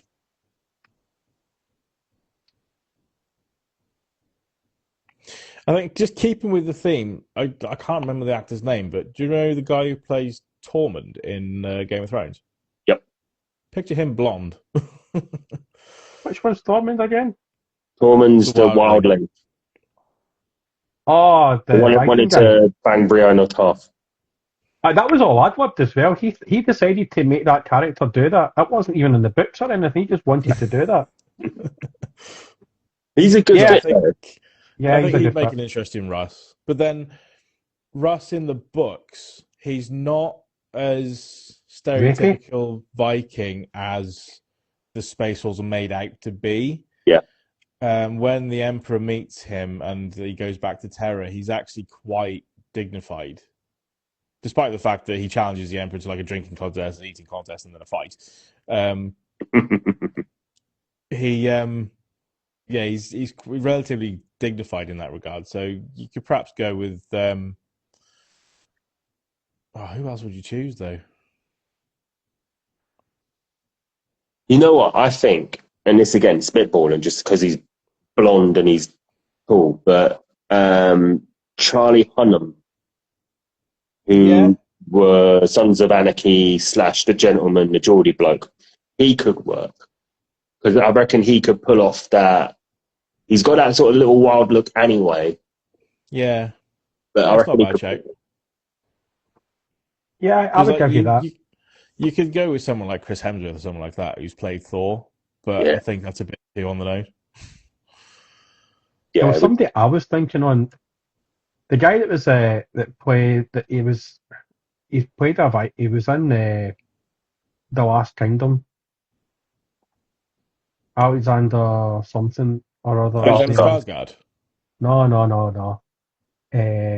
Deja Veru or something his name is, but he played the main protagonist in The Last Kingdom, which is kind of loosely based on the Vikings back when England was all different kingdoms. So you had like the Kingdom of Wessex, the Kingdom of Cornwall. It was all about like the Vikings like kind of settling. I'm gonna have to look that up now. Alexander Devereaux or something like that. Draymond. Alexander Draymond. Draymond, yeah, him. Oh yes, I know the guy you're talking about. I've seen him in. I haven't particularly watched the show, but him. Oh yeah, Yeah, I could picture him being that. But if apart from a Primark, right? This is my other favourite question I like to ask people, and I think this is a question I kind of made up myself, so it's not stolen from Tabletop Tactics or any other podcasts which are better than us. Any other Uh, tactics? if you could be any character in Warhammer that isn't a Primark or the Big E, who would it be and why? Ragnar Blackmane. Going with the Space Wolves again. He's particularly fierce warrior for the Space Wolves, but he's also, I don't know, he's quite independent in a way. Because have you ever read the Space Wolf omnibus books that actually follow Ragnar's story from when he's an No. aspirant to? Yeah, I read one of them years ago when it would have first come out, and it's been erased with other useless knowledge since then. But I do sort of roughly remember the one. I think it was the aspirant one. They're a really good series of books, and it gives a lot of background to Ragnar's character, and he's a really, really cool character for the Space Wolves. He basically gets taken from his tribe when his tribe fights another tribe on Fenris, and then a load of them get taken for aspirants. And then the first book is him becoming a space marine. Obviously, they become blood claws first, so it's him becoming a blood claw, and then that journey from there. And they first encounter Maddox, I believe his name is a Thousand Sun sorcerer that is one of the main protagonists through the series. Yeah. And then from there, he goes on to be a Grey Hunter, I believe, through another couple of books. And in one of them, Magnus is almost like coming through a chaos portal that the Thousand Suns have opened, and they through whatever circumstance, I can't remember exactly because it's been a while since I read it, but they have the Spear of Russ, and instead of taking the relic back to where it's supposed to be because it was stolen, he casts it into the portal into Magnus's eye, and then they lose the spear, and then because of that, he gets sent off to Terra to be a Wolfblade for some Terra noble family, and he then has to fight off and kill. In that story, he ends up killing one of the, I can't remember which assassin it is. It's one of the assassin clades, and he's lucky to survive it. To be fair, but he just about survives and kills the assassin. He's lauded for that, and then it's a really, really cool series of books. To be fair, I'm going to give that a wee bash because I'm nearly finishing the Drop Site Massacre. I think I've got about 45 minutes left there. I've heard that's quite contradictory to the earlier books about the same thing. Yeah, I heard that. Yeah, there's there's a lot of things that just not I'm slagging off John French, but I think it's one of those ones where you have to really go with this is from a different perspective type deal, because there's like things where Korax does it kind of really fleshes out a lot of the different things that few of the Primarchs did, but it kind of shows that Ferris was pretty much a fucking loose cannon, like really was a loose cannon, just wanted to go and fuck up Fulgrim and kind of to get to and fucked everybody else over. But he felt really betrayed by Fulgrim, didn't he? Because they were they were really, really close. Yeah, because Fulgrim thought he could turn them, and he failed, and he kind of took the hump. Yeah, so that's the thing. Like, I think I was a bit surprised they went back to the Drop Site Massacre now that they've gotten to the point where heresy is done. I appreciate there's, like you're sort of saying, there's different points of view you can tell stories from, but for me, it's been such an iconic piece of lore when that first started popping up in the heresy books. I think, like you say, it was Legion it first popped up in. Not Legion? No, not Legion. Fulgrim, yeah. That you start getting that little bit excited. It's like, oh, it's happening. it's fucking happening. It's going to kick off. Yeah, here we go. Drop site. Oh, yeah, Manus is dead. But it just feels like to keep going over it is... It's going to get to a point, is it going to be counterintuitive? Is it just going to be like I think you used a perfect example earlier, Don. Is it just going to start being a bit too Star Warsy, where every 10 minutes they're retconning something? Yeah, I like Deliverance. I like the book with Corax in it because it had the kind of Alpha Legion. Yeah. I think that entire book, you're thinking that one character was an actual Alpha Legionnaire, and it wasn't. It was somebody completely different, which I really like because it was a kind of mystery sci-fi book because you're thinking, why don't they realise that fucking Casey is not a fucking Raven Guard? Like, it's so obvious he's not a Raven Guard. Yeah. And then it turns out that he was fucking Sherlock Holmes the whole fucking time. Yeah, I really like that. And is it Deliverance Falls or something like that? Deliverance Lost. Yeah, I really like that kind of that bit with Corax, especially where Corax then goes in and starts choking the shit out of a fucking wild eater who doesn't know what the fuck's going on. Like, you sent to spy me, he's like, what the fuck are you talking about? I'm just sent here to bring you a cup of tea or something. I like those early books, but it did kind of, I think when we had Graham McNeil on, he kind of said that they didn't know, was it 20 books they thought they were going to get, and then it kind of just kind of went on from there, kind of snowballed. Yeah, I'll tell you what the other one with that was. Again, you had the first couple of books coming out where everything was from Loken's perspective. Then you had a couple from the Death Guard one, the Tarbits one. Yeah, and then there was then there was the random one, and I can't remember the bloody name of it now, about the random posse of, like, there was a Thousand Sun, 2 World Eaters, a couple of Ultramarines and something else, and they get stuck on this ship that's the Emperor. Battle of the Abyss. Battle of the Abyss, yeah. That felt like it did not fit in that chain of events whatsoever. It's like, here's this random book with fast forwarding now, the Emperor's children are attacking Calth. Then it sort of disappeared off for a bit, and they started telling other stories. And they made it then relevant later on when it was was it Betrayer? I think it was Betrayer, when you had Magnus talking to Lorgar, and Lorgar's like, yeah, I made one of these ships and it got fucked up, and yeah, oh well, what a shame. And Magnus is like, oh, that is a shame. And Lorgar's like, well, fuck it, we ball, I got 2 more. Bang. And it was like, now that makes sense. But it just felt like they were just like on this mad, let's write this story about this, and everyone in the writing room's like, yeah, and then after 10 minutes, like, oh, that makes no sense now.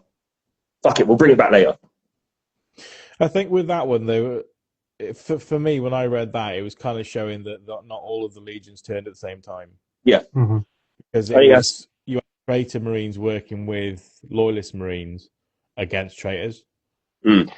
Yeah, is there not a word bearer that says, I don't care, like, us for an oath to these brothers, and he's fighting his own legion, and that, yeah, but you're one of us, and he's like, no, these are the guys that I've kind of said I'm going to something hang like my hat, and he killed us. It's either a word bearer or a world eater, and he just, like, kills World Eater, I think it's a world eater character. Yeah. Because you also got, in that one, you've got a Thousand Sun, and you've got a Space Wolf character in there as well. You know, you've got a small Space Wolf pack, haven't you?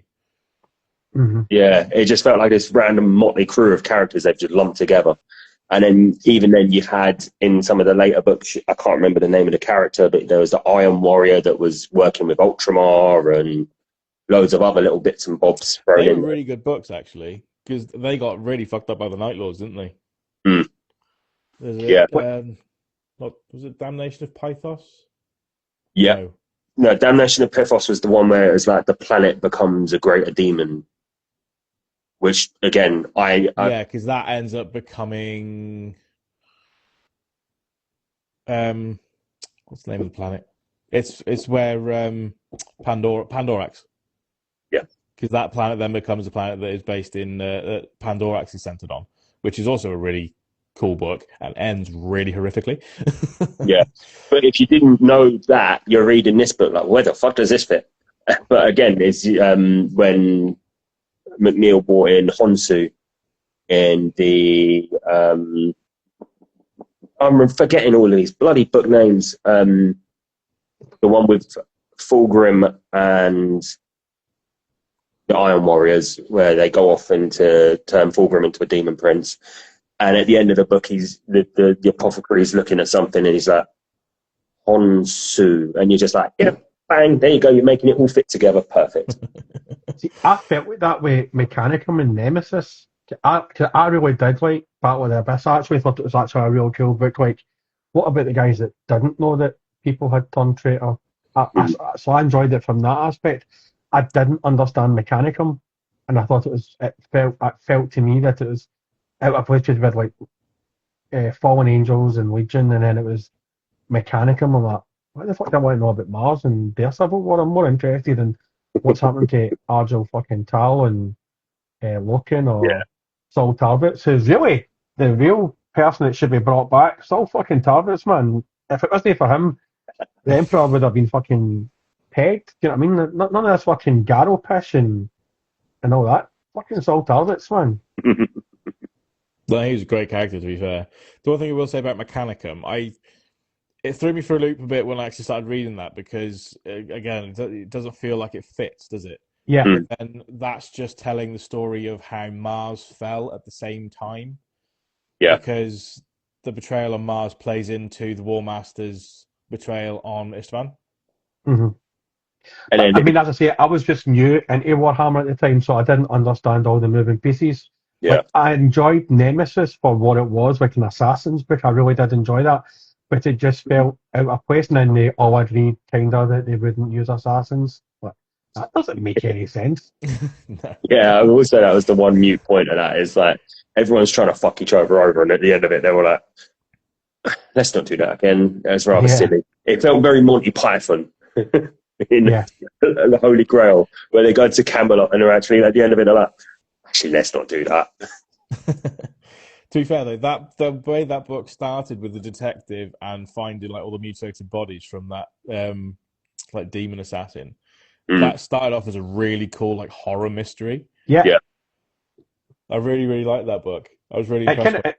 It reminded me of fucking Star Wars book that I fucking loved reading, and it's a book called Death Troopers, I think it's called. Vader makes the zombie stormtroopers. Yeah, and it's like, man, we're going to get fucking zombie Star Wars stormtroopers. And then there's a bit in the book, fuck it, spoilers, there's a bit in the book where you're thinking, right, everyone's going to die. Like, there's no, because I think there's like a couple of Imperial officers, Imperial pilots, trapped in a Lambda shuttle, and they're like eating each other to survive because they can't go out. And then they go down to the prison, like the kind of jail, the holding cells. And as soon as they mentioned holding cells, I just knew what was coming. Fucking Han Solo and Chewbacca, and you're like that. Like, well, they're obviously going to fucking survive. Because this was based before A New Hope. Oh, you had such a good concept of a horror Star Wars book, and you've just ruined it by putting in fucking Han Solo and Chewbacca. I was raging. Absolutely love it. I was the same when I read that one, because, again, same thing. It's like such a wicked concept. And then how do we sell this? Because people are going to start getting bored. Put a well-known character into it. Han Solo fits in everything. Off you go. Yeah. How many Star Wars books have you guys actually read? Have you gone like back into the old like Legends stuff? So the Legend stuff back in the day when me and Don were reading it would have been the official canon. That's the madness of it, isn't it? Like Tales of the Bounty Hunters, Tales of the Cantina, classics. I'm not much of a Star Wars fan that I've got a Star Wars tattoo symbol, and only unless you're a die-hard Star Wars fan do you know what that symbol means. So that's from the Empire of the Black Sun, which is a criminal organisation. Was that whole sequence of in between Empire and Jedi, where it was Shadows of the Empire, I think was one of the best things that they've ever done.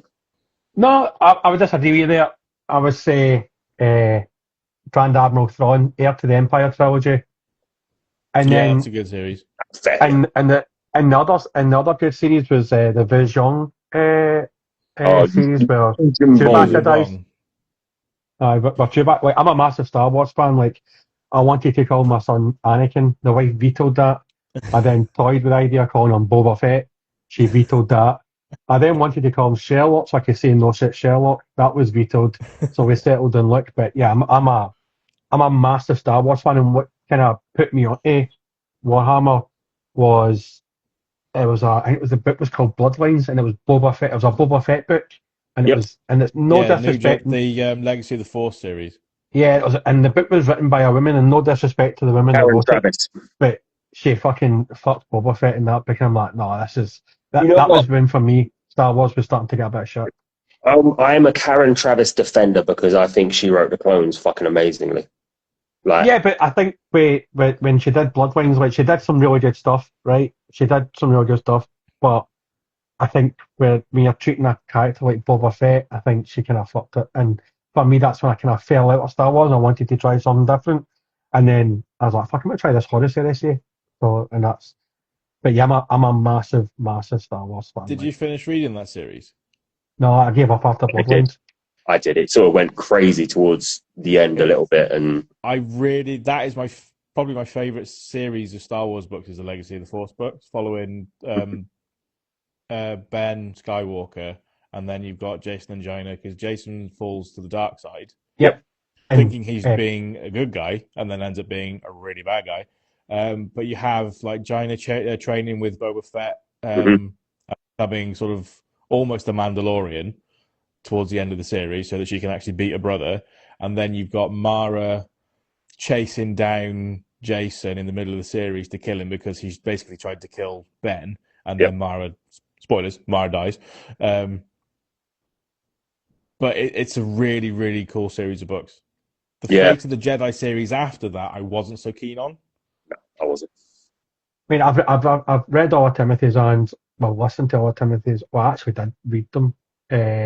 His Grand Admiral Thrawn series of books, which is probably one of the best characters that was probably after Lucas was Grand Admiral Thrawn. I just love that aesthetic of him using people's art and to decipher their weaknesses. Even in the book that's based in the Clone Wars, where what's the book's name now? There's a bunch of Jedi, and like Palpatine basically sets them up to get ambushed, and that's when we first find out about Thrawn. Oh, it was named after the ship they were all on. Yeah, the book was named after the ship because Anakin and Ben are on the ship, but Palpatine wants them off the ship because Yoda's Cabot Anakin is on and it. Obi-Wan go on it to say bye to him, and it was George Cabot. Outbound flight, yeah. Because Yoda's Cabot is on it. Yep. And that's before he becomes a clone, and then he ends up getting tied in with the Heir to the Empire trilogy, which is probably for me that's where they should have went. I think if they're going to do a sequel of books, I think you should have brought Grand Admiral Thrawn in and did the Heir to the Empire trilogy. For me, I think it's been good. They've reintroduced Thrawn. He's gotten his Clone Wars stuff. They've done him with the Thingy series, but yeah, they didn't really do him justice in Ahsoka, though, did they? No. I think we've only seen the start of him. I think we've only seen the start of him. Like, I think if you've watched all the Rebels and the Clone Wars, like, we know what he's capable of, and I think we're going to, when we do get a season 2 of Ahsoka, which is going to be good to see how they do grumpy Ben Kenobi with a new character, which I think is going to be following. He's going to be the father of the Force. I think it's going to be interesting to see how he goes from there and tries to take the Empire back and basically give birth to the First Order, which I feel is where we're going to end up going with Thrawn. I think that's what they're even like they've taken a lot of the good things from the Legend stuff, like Darth Bane, like the Darth Bane trilogy of books is fucking phenomenal for me. I think. I haven't read the third one of that, actually. I've got it, but I've read the third one's great. Like I would say, actually, from pre like modern era Star Wars, if we're going back to like the Donkey series, like the 20,000 years before Battle of Yavin, the Bane books are immense. That third one is really good. I was really impressed with how they rounded it all off. I think as well, see, because all the books tied in, I think that was part of, like, everybody went through Lucasfilm when Yeah, they did the books. I think because everything ties in with everything else, unlike Warhammer where it's like whispers here and whispers there, so things can get retconned. I think that's why it works so well with a lot of the kind of, like, one of my favourite stories is fucking in the Tales of the Cantina, Davin Felth, who was Mm. an 8080 pilot who realised the weakness and get fucked over to Tatooine. Do you know what I mean? Like, for me, those three stories are brilliant. yeah. I think I would say, I know with Games Workshop and Warhammer and stuff, they are, as is famously known, they're very protective of their IP. But when you compare that to like what Star Wars was, I would say they're at the same level. Like, they're not just going to let anyone come in and write some random.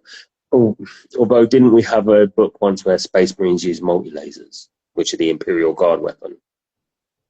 Either way. Yeah, but do you remember when you read that Vieux Young trilogy about and Chewbacca dies?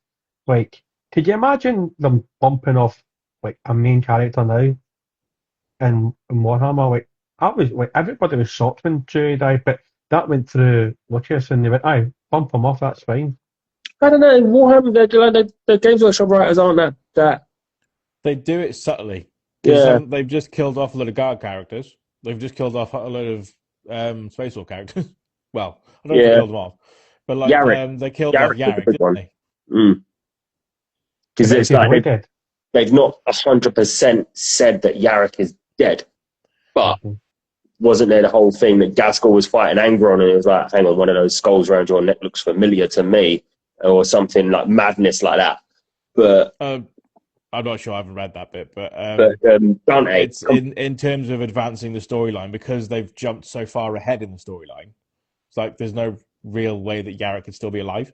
yeah, you got to admit they've gone 200-300 years in the future now. It's like, okay, Space Marine stood out, but he's probably died of old age by now. Even if, And like they've replaced Creed with his daughter or granddaughter, yeah, whoever she is.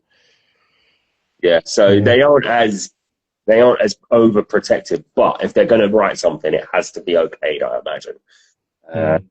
And although, as Shane is also saying that you can't let Primarch stay dead because they print money, yeah, that's a fair point.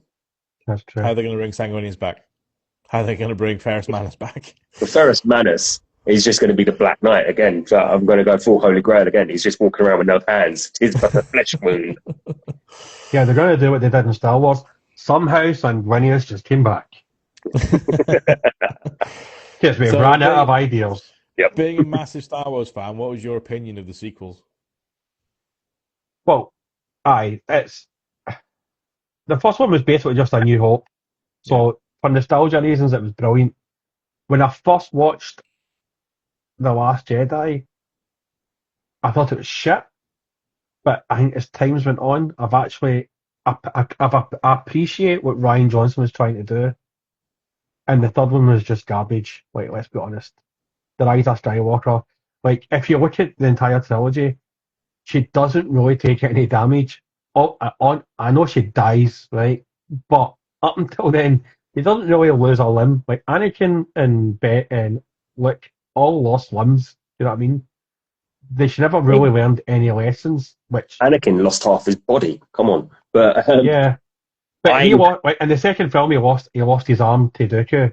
Yeah, you know what I mean? Twice. You know what? Twice. I still haven't seen the third one. Whatever. Yeah, I don't want to. Rise of Skywalker. Start after, like you say, though, I can a little bit appreciate they were trying to take The Last Jedi in a slightly different direction, but because they played it so safe with The Force Awakens, it felt like it was probably too much. And then there were other silly little things that I just didn't like about it. I really hated The Last Jedi because Ryan Johnson, he just went in there to subvert everyone's expectations. He didn't go in there to actually tell a good Star Wars story or tell a good story at all. He just went in there to say, well, everyone's going to expect me to do this. Well, I'm going to do this. And Mm. fuck Luke. Who needs an uber powerful Luke Skywalker coming back and saving the galaxy again? Let's make him a grumpy old man who can't do anything and loses a stick fight to a girl who hasn't been trained at all, by the way. What I think, right, is probably one of the biggest wasted characters in the entire trilogy is Finn. Yeah, Because his if you watch could have been amazing. If you watch the trailers, you're thinking it's going to be him that's going to be the Jedi, and you're thinking, well, Rey's going to die, which was fine, right? She sacrifices herself spectacularly, and then Finn takes the mantle. But he just became a comedy character in The Last Jedi, which is probably the most George Lucas or Star Wars films, is The Last Jedi, with its silliness. If you look at it, like there's a lot of silliness, which is very, very George Lucas. Like, I was having a laugh with, I think I was speaking to somebody, I think it was Kimmy I was speaking to, and we're going on about the special editions. Like, they just get sillier and sillier, and like, prime example is fucking Return of the Jedi, like, in Jabba's Palace. Like, that music number is not fitting Jabba's Palace for me. And Boba Fett, like, try to seduce women. Like, that's not what Boba Fett's all about. He's just a simple man trying to make his way in the galaxy. But The Last Jedi, the more I watch it now, I can understand what Ryan Johnson was doing. But apparently, he wrote the story before The Force Awakens had finished. There was no continuity in episodes 2 and 3, which was shit. Yeah, which is there's no real continuity at all in that in the three of them, is there? Because Abrams had his ideas, which stemmed from basically recreating the original trilogy, effectively. And then Ryan Johnson comes in and makes something completely off track. And then Abrams comes in again for the third one when he wasn't originally supposed to be, and then tries to tie it all up and fails, basically. And then even, Shane, I don't know what your guys' thoughts on this, if you have seen any of it, but as Shane's coughed, Halo cough, the Halo TV series done exactly the same thing. They took this idea of, here's this universe that exists and it's got this amazing backstory, it's got all of this, but we're just going to fuck around and do stupid shit just because we can. And it just sort of ruins it for everyone. Yeah, I didn't get into the Halo series. I watched the first 2 series of The Witcher, and I wasn't really that impressed with the first series of it, to be honest. But then it just goes worse and worse and worse. And then when you actually hear stories from like the sets and Henry Cavill basically trying to get them to stick more to the book, and then the writer saying no, basically. They're trying to make something that wasn't based on the book. And even the author was trying to get involved to give them story points, and they just ignored him. They intentionally changed the main character of the series from Geralt to Yennefer and Ciri, just because that's what the director wanted to do. It does feel crazy to me that, and even Shane's in there saying about The Witcher, same thing. That it does seem wild that a lot of, I think, TV companies in Hollywood look at sci-fi stuff that's a well-founded, well-rounded universe, and they just look at it and be like, let's make some money here. And that is all they think, because they don't care about what's come before them. They don't care where it's going afterwards. And I've seen some people whinging about Fallout doing similar stuff at the moment. Well, I quite like Fallout. But it's not fitting the in-game, in-book universes. I know it was mentioned in their reports a little while ago, for the Games Workshop sort of 6-month report that they did a little while ago, that the series, a lot of what they're making is still going ahead, but it's going to be interesting to see how that all plays out at the end of it.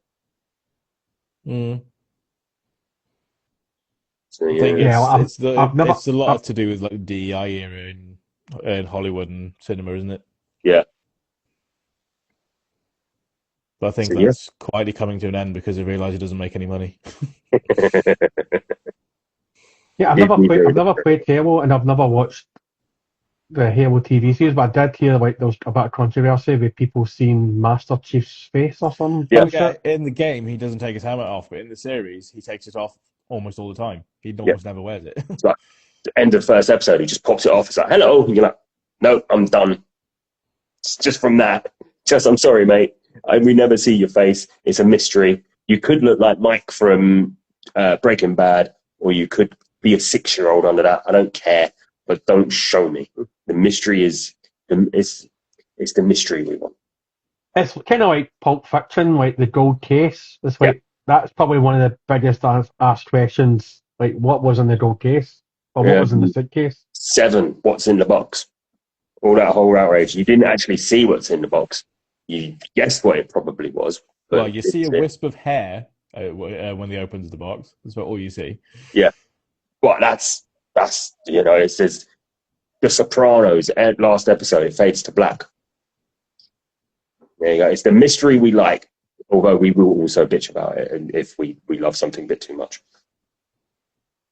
Are you Stranger Things fans? I think it should have ended after season 1. Yeah, I think I that's watched the it all. prevailing opinion. I did watch it all. I don't think I enjoyed the last series as much as I potentially should have, because I just felt a bit burnt out by it by that point. But I felt like, I think they even said themselves, the Duffer Bros were like, yeah, we wrote one series and we're told we want more. So yeah, I think they wrote it as a one series thing, which you can kind of tell when you get to the end of season 1. Yeah. And then because it did so well, Netflix wanted more of it, so then they fleshed out the story a bit more. But did you watch the documentary they did on season 5 that came out the other day? They say in that they started filming it and they hadn't finished writing the series. They didn't have an end to it when they started filming it. It's like, for God's sake, why did you think that was a good idea? But Battlestar Galactica, I'll keep banging on about Battlestar Galactica. great That's series. what they were like as well, because if you watch the miniseries, the 3-hour film, they mentioned there was 12 Cylons, and then I think it was like halfway through season 2, they went, yeah, but we need to figure out who the other 5 are. And they went, oh, fuck, that's right, we mentioned there was 12 models or something. Like, a lot of TV, like even Lost was like that. They didn't know where that was going. Yeah, I haven't watched Lost, but I heard it goes a bit mental. I cried in the season finale of Lost. I'll admit that. I stayed up and watched it on Sky and then cried at the end. But my son watched Stranger Things and he said he was raging at the end. He's 19 next month and he was very disappointed with how it ended. Well, spend like the end of season 4 set up what could have been a really, really like action-packed and pretty horrendous season 5 when like the whole Upside Down opened up into Hawkins. But then it starts season 5, 18 months later, and everyone's just fine. Everything's happy. They've sealed the breaches with a load of metal plates just plonked over it, and everyone's just kind of living their lives with the military in the town. It's just like, so all of the stakes that you raised at the end of season 4, which season 4 was a really good series, are just gone. And then they shift their focus from the main characters, introduce Holly as a main character who wasn't before, make Will more of a main character, even though before he was more of a side character, more than anything else. And then you get to the finale where nothing's wrapped up yet, and then the main story for 5 series is wrapped up in less than an hour. It's like, did you any of you watch Alice in Borderland? Nope. No, I don't think I have watched that. It's like kind of Japanese. It's a Japanese show. It's actually really enjoyed the first 2 seasons, and then they made the 3rd season, and I was like, we didn't really need, because it kind of wrapped up in season 2, but they kind of left like a kind of Joker card at the end of season 2, so it was kind of always leaving it open for a 3rd season. It's actually it's actually a really good show. I really did enjoy it. I would recommend watching the first 2 series. It's kind of like Dexter. Up until John Lithgow's series, I would stop watching it after that. But the new series of Dexter, Sorry, my phone was telling me that I've got less than 20% left on my battery. Yeah. So I'd say you jumped about a bit there. I didn't watch Dexter. I know a lot of people did that I know, and they rave about it still to this day because it made a comeback as well, didn't it? After a little while. They made 2 series. They did kind of Dexter after like the season 7 or something, Yeah. and then that was kind of poorly received. And then they did a new series of Dexter where they explained how he survived being killed, sort of thing. Mm. There's Haven't obviously they done a prequel as well?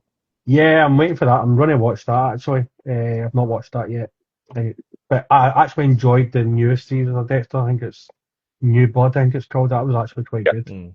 Yeah, because the Dexter was it Dexter Resurrection was the one sort of in between. Yeah, where he's So based I've up only in. actually watched the first series of it so far. Yeah, like the Trinity Killer, the one where John Lithgow is in it. John Lithgow, you forget how good a baddie he can play. He was really good in it. He's just an amazing actor generally. I think John Lithgow is one of those ones I think always gets slept on. He's brilliant in a lot of things he does. I was Apparently brilliant in The he's Crown. going to be Dumbledore now, isn't he? Sorry? He's going to be Dumbledore now, isn't he? Is he? He's. So I think sure it was him who's playing Dumbledore in the Harry Potter series that HBO were doing. Seems wild, but fair enough. Like, sorry, Duncan, what did you mention? Oh, yeah, he was in The Crown as Churchill. Churchill. Yeah. And that's the thing. He's one of these versatile actors, but I know him and love him because I started from the Sun. So there you go. I know him and love him from fucking Harry and the Hendersons. Yeah, I was going to say that. I might actually watch that tomorrow. I've not watched that in fucking years. I might watch that tomorrow. Right, guys, I'm going to need to call it there because my phone's Apple have done an update, so my phone's dying quicker than people in war zones right now. Richard, an absolute pleasure having you on. Before you go, is there anybody you would like to give a shout out to, etc.? Well, she won't be watching it, but I'll shout out to my wife for putting up for my plastic crack addiction and for helping to perpetuate that addiction. Always a good one. If in doubt, give a shout out to the wife. Yeah. Casey, any final words of wisdom from yourself this week? No, Richard, again, thank you for coming on, mate. Appreciate that. Appreciate you giving up your evening. I think, you know what? This is the second time, Dunk, we've had a show that's gone off on a mad Star Wars tangent. We need to nail a Star Wars special, I think. Yeah, 100%. I appreciate that. We can talk about how good Acolyte is if you miss out all the flashback bits and the bits with the witches. I still haven't watched it, but that's a topic for another podcast. I'm not sure I agree with that assessment on the Acolyte, but sure. What did you think of the Acolyte? I think it had good points, but generally it was a bit meh. Like, watch the Acolyte again, right? But miss the episodes where it's doing all the witchy stuff, that's doing all the flashbacks. Miss those episodes out and fast forward those bits and just concentrate on the twins and figuring out who Darth Smiley. It's a much better show. It's the best lightsaber fights, in my opinion, since Revenge of the Sith. Yeah, the lightsaber choreography in it was really good, I think, but I think that's probably the best part about the show, and that's all in one episode. I do like Darth Smiley. I think he was a really good actor, to be fair. Yeah. His character was really good. He plays there's some really cool bits for him in it, and you're thinking that he is a proper Sith. Like, he does everything that a Sith is supposed to do. Like, but his whole motivation was that he didn't want to be dictated by the Jedi in the way he used the Force. But they didn't know he existed until he revealed himself. So he could have just lived his life doing what he was doing, and no one would have cared. Yeah, but that's what the Sith do, because nobody knew that Darth Plagueis the Wise existed, and he helped bring down the Jedi because he was still alive in the Phantom Menace. Yeah, how long is this set before? This is set 100 years before, so but Darth Plagueis is actually in Acolyte. He's in the cave. So yeah, you get a fleeting glimpse of him poking. Because he's a mun and they can live for quite a long time. So this is just before. This is like 100 years before the Phantom Menace. So Darth Plagueis is ticking about. I think Yeah. Creamer is Darth Plagueis' apprentice, but Creamer he's following the role too, so he wants his acolyte, which is the twins. He wants one of them as his acolyte, but because obviously we find out at the end that he was a Padawan. Right at the end, we find out that when you but even the acolyte brings in things from canon, like what do you call that fucking stuff now that he uses to block everything out? It's not Beskar. Catorsis that Yeah. turns off the Yeah. lightsabers. Like Jedi coming up against not knowing what to do. Like obviously they're red jackets. Like when you see 5 Jedi you've never heard of before, like yeah, they're gonna die. But like I thought if you miss out all the witchy stuff and just concentrate on Creamer's story and the twins, I think it's fucking such a good show. Do you know one of the things that really annoyed me the most about that show? And it's like the smallest thing that you blink and you miss it. I can't remember her name, the Green Jedi lady who is constantly bitching at is it Torben? Her light whip makes no sense how they've designed it in that show. Yeah, and obviously it was her that gave Darth Smiley the scars on his back. So it's like, what did he do? Or what did he do to deserve that? So I think I would have liked to have, if it concentrates solely on him, but I think the whole witchy stuff was a bit annoying because it's like it kind of takes away that Anakin was made by the Force with the twins. It's like you've kind of taken away the It whole. completely subverted the Anakin plotline, but Aye, I think they're also trying to like rip off the Witches of Dathomir from the yeah, original stuff, and they're nothing like them. no, Because definitely not. Luke comes up against the Witches of Dathomir in the Courtship of Princess Leia, doesn't he? Mm. And Yeah. they absolutely wipe the floor with Luke to start with, because they're using the Force as a more elemental thing Hmm. to how Luke has experienced it before, and then he learns to overcome that and becomes a stronger Jedi because of it. Hmm. But they completely ruined it in the Acolyte.